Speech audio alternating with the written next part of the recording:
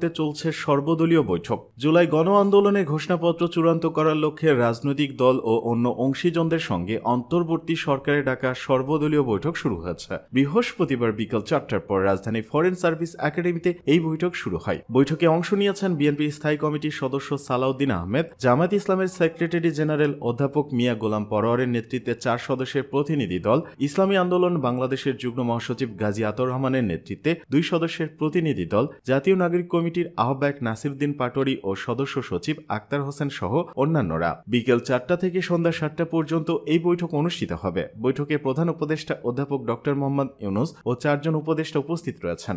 এদিকে সীমান্তে কোনো লাশ দেখতে চাই না, হুঁশিয়ারি সার্জিস আলমের।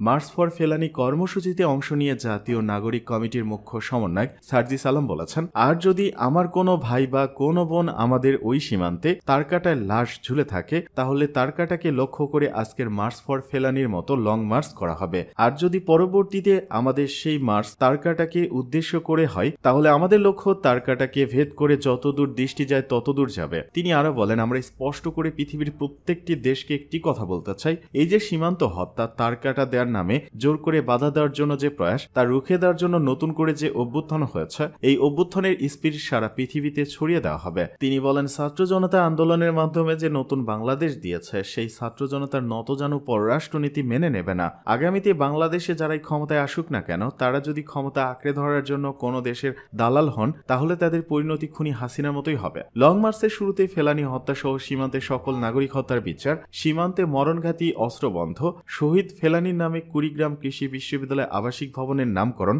নতজানু পররাষ্ট্রনীতি বাতিল করে সাম্যের ভিত্তিতে পররাষ্ট্রনীতি গ্রহণ ও কুড়িগ্রামের চরের জীবন জীবিকা উন্নয়নে নদী সংস্কারের 5 দফা দাবি জানান সার্জিস আলম। লং মার্চটি বৃহস্পতিবার সকাল 10:30টায় কুড়িগ্রামের জেলা শহরের কলেজ মোড় থেকে শুরু হয়। লং মার্চ শেষ হবে কুড়িগ্রামের নাগেশ্বরী উপজেলা রামখানা ইউনিয়নের নাখারগঞ্জ গ্রামে ফেলানির বাড়িতে।